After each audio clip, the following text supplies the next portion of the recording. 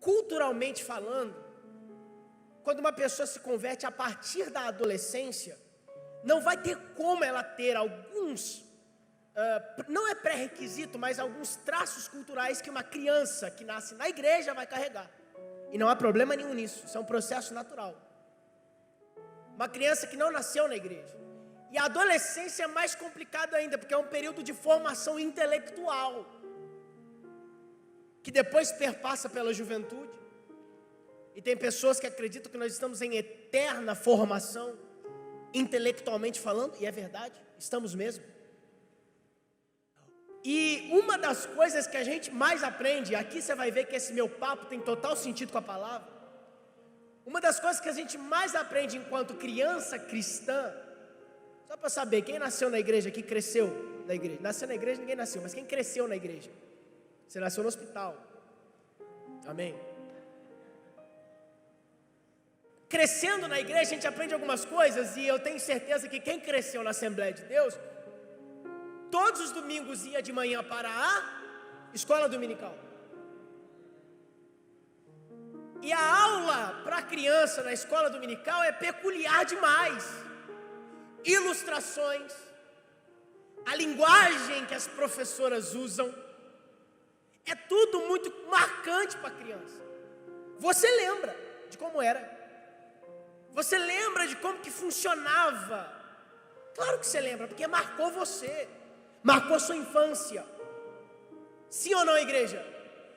Ora, uma coisa marcante dentro dessa mesma vertente que a gente está trabalhando aqui, são as histórias acerca de Jesus Cristo. A gente cresceu ouvindo histórias de Jesus. Multiplicação dos pães, ensinava na escola dominical. A cura do cego Bartimeu, escola dominical. Jesus andando sobre as águas, o desenho dele andando, escola dominical. Ou seja, nós vamos crescendo com a ideia histórica de Jesus, e aqui eu saio da introdução e vou para o texto. Nós crescemos com a ideia histórica de Jesus, e se a gente não perceber, se a gente se descuidar, a gente acha que é só isso. Ó, você está falando de uma coisa que eu aprendi quando eu era criança. Sim.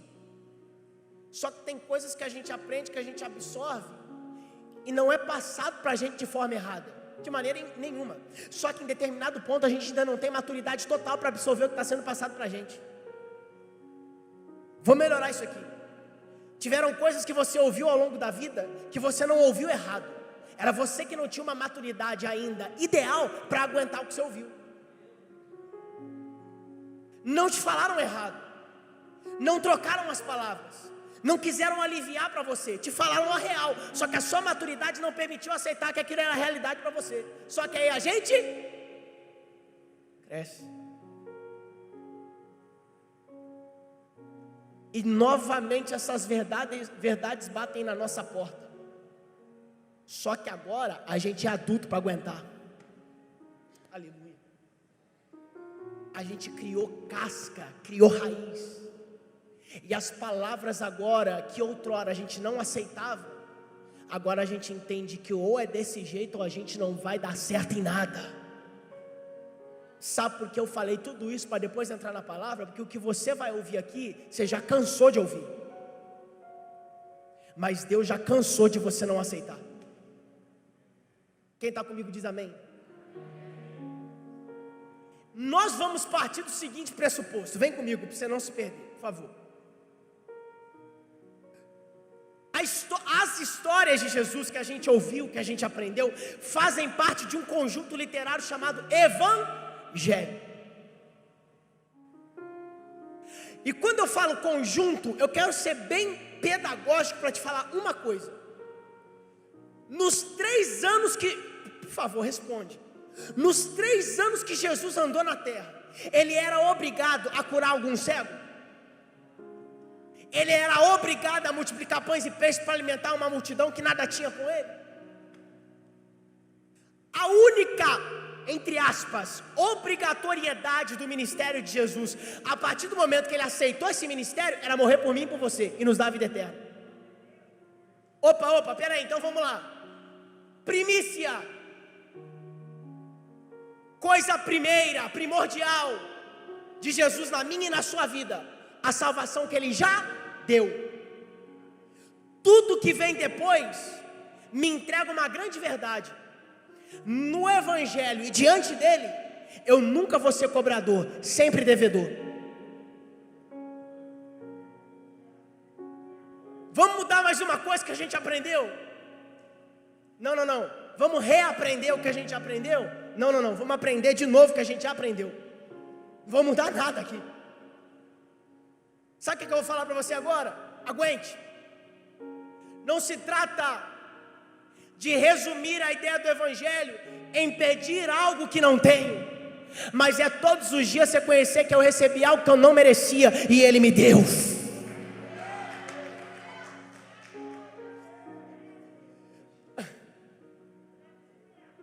Prosperidade eu libero sobre a tua vida em nome de Jesus, sim. A cura dessa doença que você está precisando também, em nome de Jesus, sim.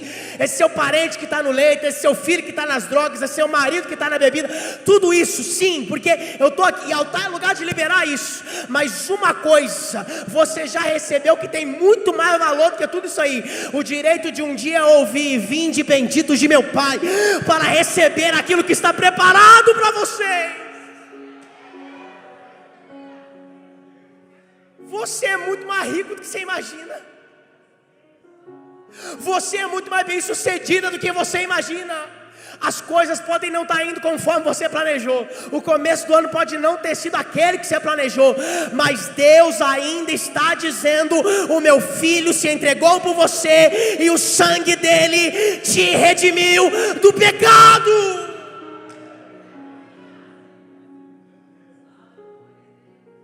E um jovem, grava isso aqui, precisava saber disso. Você sabe quem é? Você diz amém.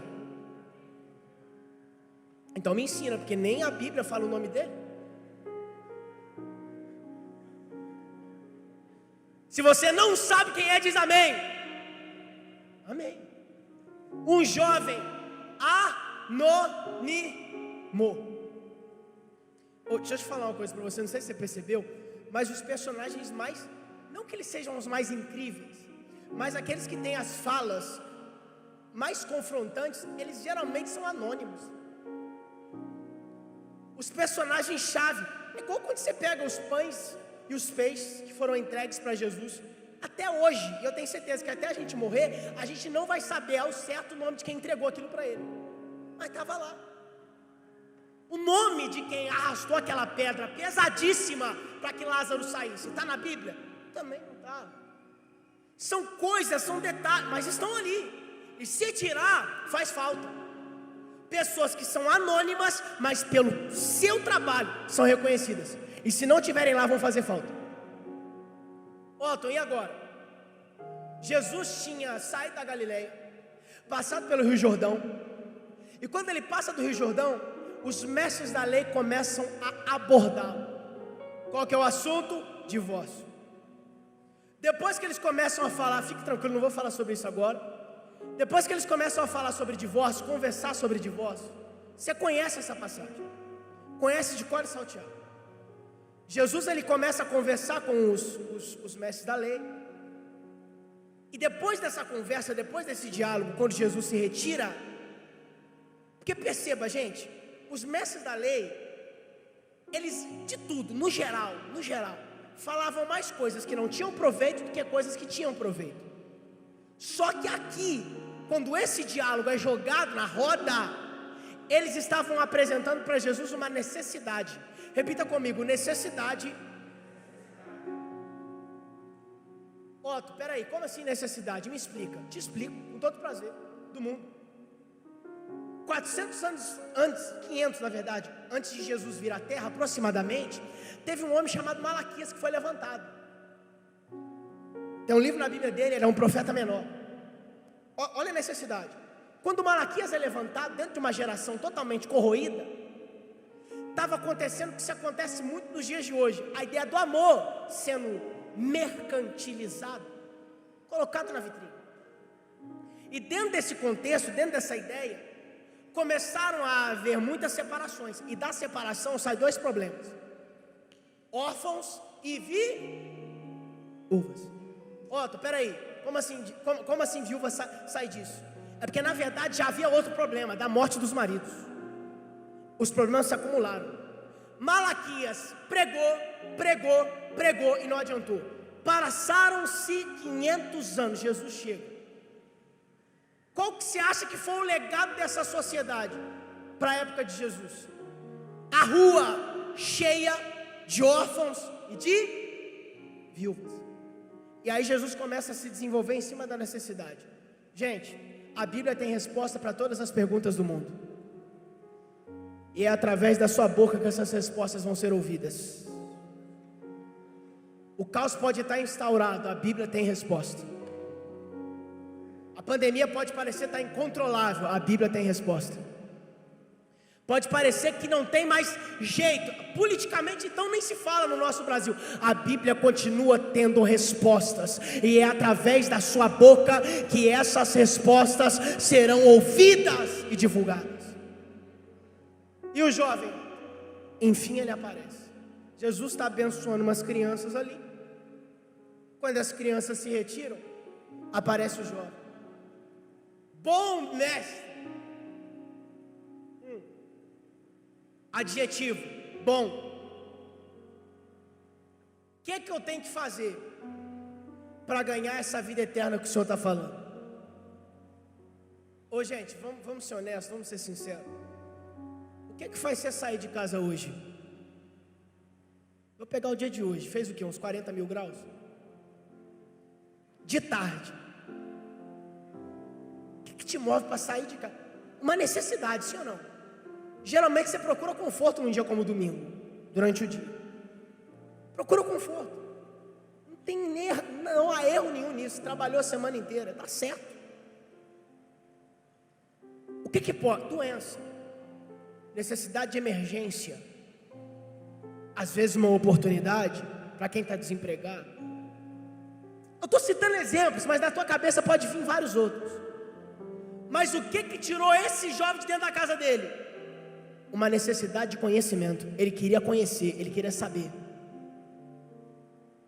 Ele não ia voltar com R$1 a mais do que ele saiu da casa dele, mas ele ia voltar cheio do conhecimento que Jesus tinha para dar para ele. Está na hora de você parar de deixar se movimentar apenas pelo dinheiro. Está na hora de você parar de se deixar mover apenas pelas oportunidades, pelas portas abertas. Surgindo qualquer oportunidade de ouvir acerca das Sagradas Escrituras, apareça, venha, consuma, se alimente. Sabe por que o salmista vai dizer: guardar dinheiro? Não. Guardar oportunidades? Não. Guardei a tua palavra no meu coração, para eu não pecar contra ti.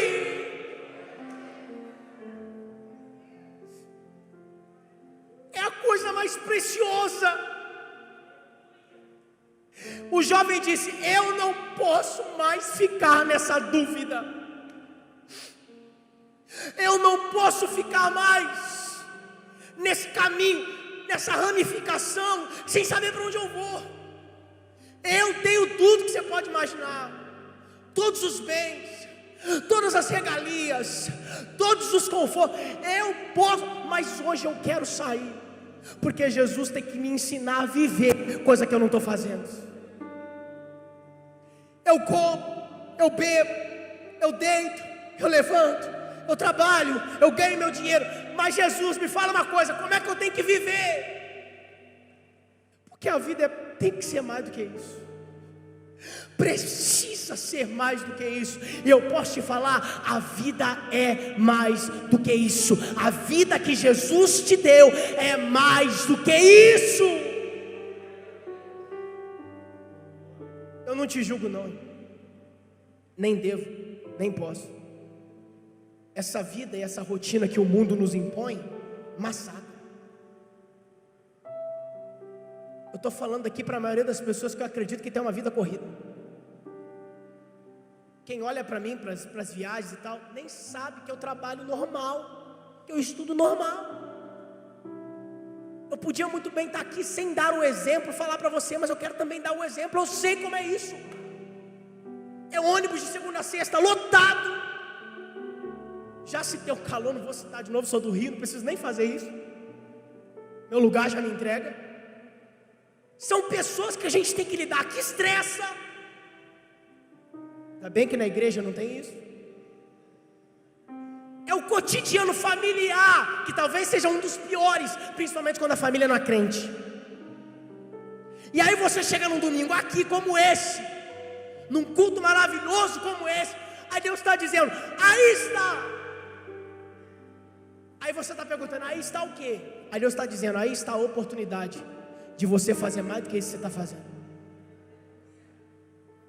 Vamos lá, vamos fazer uma comparação aqui, legal?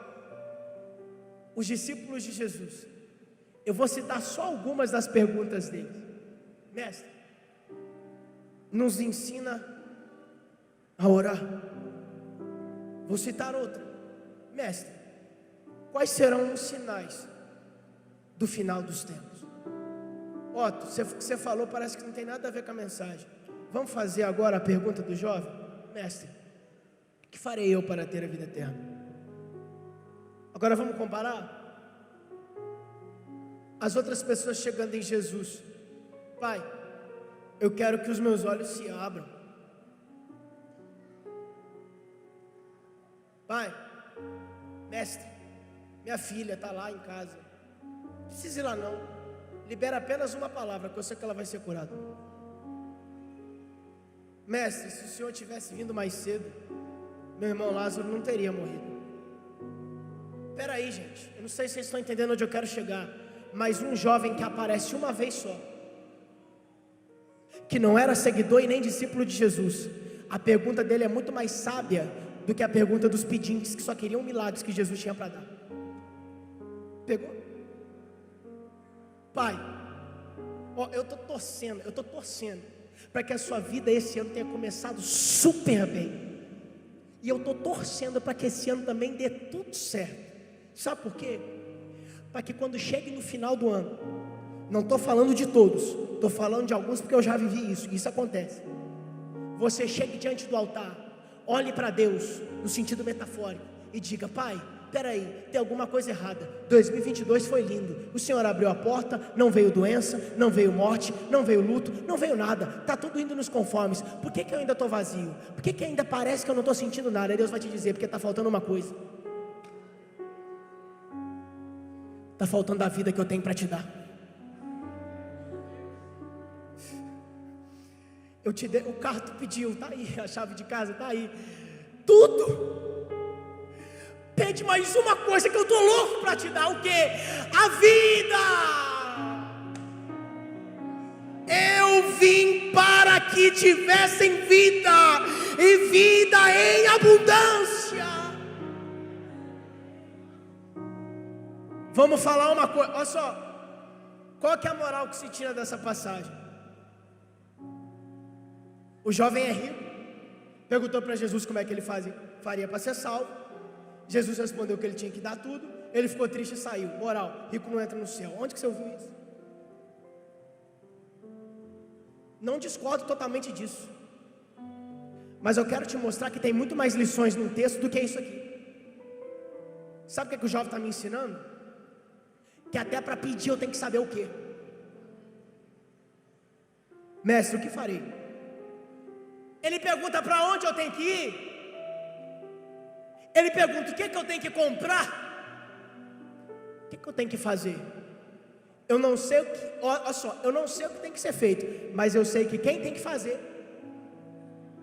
sou eu. Esse ano de 2022 você não vai terceirizar nenhuma da responsabilidade que Deus te dá para os outros. Vai tudo cair no teu colo, você vai abraçar. Se tiver pesado, aguenta. Se tiver mais pesado, continua aguentando. Por quê? Porque se você aceitar as responsabilidades, os privilégios vêm junto com elas. Mandamentos com beleza. Te perguntar, Deus era obrigado a colocar promessa em cada um dos mandamentos, gente? Sim ou não? Mas Ele colocou: o maior prazer é obedecê-lo, mesmo sem ganhar nada em troca. Mas já que Ele quer me dar, que a graça dEle me atinja o mais forte que possível. Quem está comigo diz amém. E agora, é o seguinte, eu sei que você já sabe, mas eu vou te falar. Guarda os mandamentos. Gente, Jesus era o que? Judeu. Ele respondeu como judeu que era: guarde os mandamentos. E foi citando, foi pontuando. Eu imagino a cara do menino: eu saí de casa para ouvir o óbvio. Eu saí de casa para ouvir isso que eu já sabia. Jesus, o negócio é o seguinte: tudo isso já tenho feito. E aí tem algumas pessoas que vão olhar para a passagem e vão falar que ele é arrogante. Quem obedece sabe que obedece, e não tem medo de testificar com a boca que obedece. Exemplo clássico da Bíblia: Ezequias. Deus, peço-te agora que lembre que andei diante de ti em verdade. Espera aí, pelo amor de Deus, pedir para Deus lembrar de alguma coisa como se Deus pudesse esquecer. Quem obedece não teme em dizer que obedece. Vou repetir mais uma vez: quem obedece não teme na hora de testificar com a boca que obedece. Isso não é arrogância, isso é certeza de quem eu sou. Isso não é ser desumilde, isso é ter certeza da fidelidade que eu tenho diante de Deus. Isso não é arrogância, isso é ter muita convicção que eu sei no caminho onde eu estou, que eu sei onde os meus pés estão pisando, que eu sei da obediência que eu tenho, da fidelidade que Deus pode encontrar no meu coração. Tudo isso tem obedecido, tudo isso eu tenho seguido. E ele mentiu? Eu acho que não, porque ele era próspero. E para ser próspero, antes de tudo, tem que ser obediente. Você pensa, olha só, uma dica para a tua vida: a gente tem que pensar 1000 vezes antes de criticar uma pessoa que tem aquilo que a gente não tem, de criticar uma pessoa, uma família que tem um nível de prosperidade que a gente não tem materialmente falando, porque a obediência atrai prosperidade. Você quer? Obedeça. Outra certeza, a Bíblia diz: está na hora de começar a atrair as bênçãos para a tua vida, em vez de correr atrás delas. Você vai ser um imã de bênçãos nesse ano de 2022. Todas elas vão parar na sua casa, no seu endereço, no seu casamento, na vida dos seus filhos. Só obedeça e elas vão ser atraídas para dentro da sua casa. Aonde é que vai ser o ponto de encontro das bênçãos este ano? A tua casa. Elas vão se encontrar ali. Deus mandou a gente vir para cá para te abençoar, porque Ele tem visto o teu testemunho, tem contemplado a tua vida. Sorria, você está sendo filmado. Se alegre, Deus está anotando tudo que você está fazendo. Às vezes você pensa: ninguém está vendo o que eu estou fazendo. Se ninguém está vendo, isso não é investimento. É assim, diante do altar, é assim. Quem está comigo diz amém. E aí Jesus vai dizer: tá bom, você obedece? Deixa eu te falar uma coisa. Vá. Mas eu pergunto para você: Jesus sabia que o jovem era rico? O jovem disse para Jesus que era rico? A Bíblia não mostra. Jesus diz: vá, pega os seus bens, dê aos pobres, depois volte e siga-me. Deixa eu dizer uma coisa para você. Quantos discípulos Jesus tinha? 12. A teologia é uma coisa muito boa. Eu recomendo aí para quem não estudou, estudar. Eu aprendi na faculdade uma coisa. A faculdade de teologia me ensinou muitas coisas valiosas, mas essa fez a minha mente expandir. Alguns teólogos dizem que pelo original, pelo hebraico desse texto, eu sou uma pessoa que evita falar isso, mas nisso eu tenho que falar para que você entenda o que aconteceu aqui. A palavra que Jesus usa na hora que ele diz seguir é a mesma que ele usa para chamar os seus discípulos. A palavra que Jesus usa para falar com o jovem dizendo: venda tudo que tens, depois você volta. Venda tudo não, dê aos pobres, depois você volta e me segue. É o mesmo apelo que ele faz para João, que ele faz para Pedro, que ele faz para Tomé. Então peraí, deixa eu entender, Otto.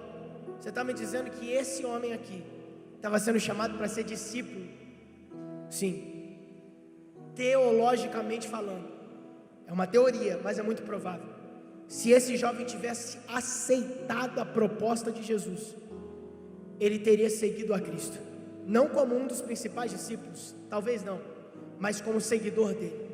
Otto, o que você quer dizer com isso? Tem muita oportunidade que a gente perde no reino de Deus, simplesmente porque a gente não quer abdicar daquilo que a gente tem. Deus hoje parou em frente a você, do jeitinho que você está, com os dígitos que você está imaginando na sua conta bancária, tudo, e falou: me diz aí, o que você tem? Isso. Pegue aquilo ali, ó. Ah não, aquilo não, tentei esconder de você. Pega aquilo. Tem que ser Isaac. Tem que ser Isaac. Leva para cima, faz o altar e entrega ele para mim. Sabe qual é o versículo que mais me arrepia? Pai, toma essa vida aqui para louvor da tua glória. Eu vou terminar falando disso. Vamos deixar um pouco de lado as críticas que a gente quer fazer para o jovem rico. Coitado, que Deus tenha dado outra oportunidade para ele. Eu quero falar com você. Otto, o que você tem para me dizer além daquilo que você já disse? Para de buscar a tendência diante da qual a humanidade tem apresentado. Vou dizer uma coisa para você. Você pode não querer concordar de primeira, mas depois não vai ter como, não vai ter jeito. Essas pessoas com as quais você está andando, que não são cristãs, e que infelizmente talvez sejam, elas estão falando tanto dos interesses delas, tanto dos desejos delas, tanto dos sonhos delas, que você está começando a achar que os sonhos, desejos e interesses delas são muito mais valiosos do que do reino de Deus. Você está se deixando às vezes se corromper um pouco, porque as pessoas estão correndo atrás disso mesmo, daquilo que dá dinheiro, daquilo que dá fama, daquilo que dá privilégio, daquilo que dá prazer. E você ouviu tanto aquilo, você esteve tanto tempo naquele meio, não por sua culpa, você tinha que estar lá, que hoje você está olhando e está falando: meu Deus, e do que eu estou correndo atrás? Meu Deus, o que eu estou fazendo aqui? Deus escolheu esse segundo domingo do ano para te lembrar, terceiro, para te lembrar: a sua jornada pode ser longa ou sofrida, mas eu tenho algo para recordar para você. Guarde tesouros no céu, aonde a traça não corrói, aonde o ladrão não alcança. Quem quiser ganhar a vida, terá que perdê-la. Meu Deus, que lógica é essa? É a lógica que o mundo não entende, mas é a lógica que você está vivendo e está dando certo até o dia de hoje. Vai parar por quê? O mundo tentou uma, duas, vai tentar até você morrer. Não abdique dos seus princípios, não negocie os seus valores, não entregue os seus pontos. Estava bom no início, está meio cambaleando no meio, mas o final dessa jornada, você sabe muito bem onde vai ser, no céu celestial. Dá para você ficar de pé com a permissão do pastor, glorificando o nome de Jesus?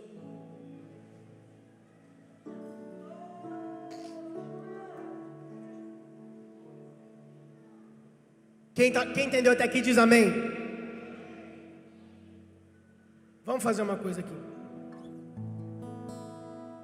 Duas passagens bíblicas. Preste atenção, por favor. Uma eu li e a outra eu citei. Uma eu fiz a leitura e outra eu fiz apenas a citação. Bom mestre, que farei eu para ter a vida eterna? Citação, resposta: quem quiser ganhar a vida, perderá. Otto, Jesus não respondeu isso. Nessa passagem, realmente não. Mas o que ele disse para o menino? Vá, pega os seus bens e dê aos pobres. Quem quiser ganhar a vida, terá que Peraí, a vida do jovem então eram os bens que ele tinha. Você não entendeu. A vida toda dele era só aquilo. Você está olhando para o chão, está olhando para o seu dinheiro, está olhando para os seus status. Deus está mandando você fazer o seguinte, ó. E fazer o quê? Estou com nada. Exatamente. Sem nada você tem tempo para olhar para cima e lembrar que eu existo. Irmão, essa palavra queima no meu coração. Essa palavra arde na minha alma. Sabe por quê? Tem gente aqui que precisa voltar a viver. Teu salário no final do mês é bom, pagar as contas não tão bom, mas tem que pagar. Mas a vida não é só isso. Quem está entendendo o que eu estou falando aqui? Eu estou falando grego. Quem está entendendo o que eu estou dizendo aqui? Você imaginou só uma página. O que Deus tem para você é um livro inteiro, assinado por Ele.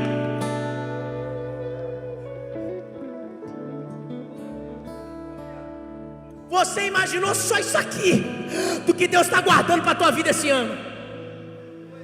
Se eu fosse você, tomava posse dessa palavra aqui, porque Deus sabe o quanto você tem pedido. Vida eterna, vida metafísica. Se eu não penso na vida de lá, eu não estou vivendo nem aqui. Porque se eu não penso na vida de lá, a minha vida aqui é só uma sala de espera para o fogo eterno. Mas se eu estou me preparando todos os dias, aleluia, se a minha expectativa é ouvir a voz do Mestre, se a minha ansiedade está voltada para ver a face do Cordeiro, todo dia eu levanto com um sorriso no rosto e falo: é mais um dia para eu viver. Eu não sou escravo mais do dinheiro, do sexo, da prostituição. Deus, pode tirar tudo, eu quero só a tua vida em mim. Paulo na prisão, e eu termino agora. Você vai morrer, Paulo. Por que você está assim? Você não está triste? Você não está desesperado? É porque eu disse uma vez o seguinte: agora já não vivo mais eu, Cristo vive em mim. Se eu tivesse triste, chorando, apavorado, sabe o que você ia entender? Que eu tô louquinho para ficar, que o céu para mim não vale nada e que aqui para mim tá muito bom. Mas através do meu choro você entende a pressa que eu tô de encontrar com meu mestre, de abraçá-lo, de beijá-lo, de senti-lo nos meus braços. Por fim eu vou encontrar com ele. A igreja ainda almeja por isso, a igreja ainda deseja isso. Então, você pode ganhar tudo esse ano, mas também você pode perder tudo. Uma coisa não vai sair do teu coração: as palavras de vida eterna. Aplauda o nome de Jesus o mais forte que você puder.